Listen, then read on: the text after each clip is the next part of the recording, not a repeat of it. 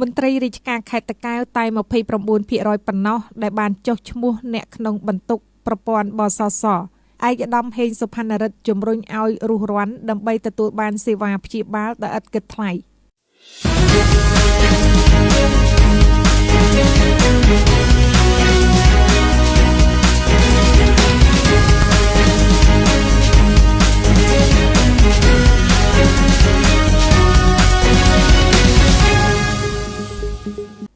ឯកឧត្តមបណ្ឌិតហេងសុផាន់រិទ្ធអគ្គនាយករងបេឡាជាតិសន្តិសុខសង្គមបានបង្ហាញនៅទិន្នន័យគួរឲ្យកត់សម្គាល់មួយដោយជំរុញឲ្យមន្ត្រីរាជការទូទាំងខេត្តតាកែវនាំយកសមាជិកគ្រួសារក្នុងបន្ទុកមកចុះបញ្ជីសមាជិកបសសឲ្យបានគ្រប់គ្នា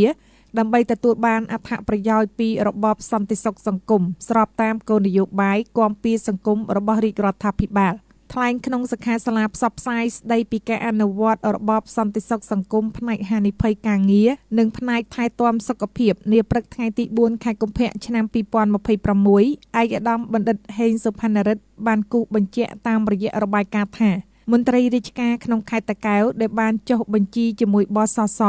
មានចំនួនសរុបជាង24,000 នាក់ក្នុងចំណោមនោះមានមន្ត្រីតែ7,283 នាក់ប៉ុណ្ណោះស្មើនឹងប្រមាណ 29% ដែលបានចុះបញ្ជីអ្នកក្នុងបន្ទុករួមមានសហព័ន្ធ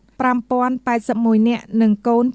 9,214 នាក់ឯកឧត្តមអគ្គនាយករងបានបញ្ជាក់បន្ថែមថាមន្ត្រីរាជការដែលចុះបញ្ជីអ្នកក្នុងបន្ទុកប្តីឬប្រពន្ធនិងកូននឹងទទួលបានអត្ថប្រយោជន៍យ៉ាងច្រើនតាមរយៈរបបភិក្ខទានដោយស្ម័គ្រចិត្តដែលក្នុងនោះរដ្ឋគឺជាអ្នករ៉ាប់រងបង់ភិក្ខទានជំនួសអត្ថប្រយោជន៍ទាំងនោះរួមមានសេវាសុខាភិបាលពិនិត្យពិគ្រោះយោបល់ព្យាបាលនិងថែទាំដោយឥតគិតថ្លៃនៅគ្រប់មន្ទីរពេទ្យដៃគូបសស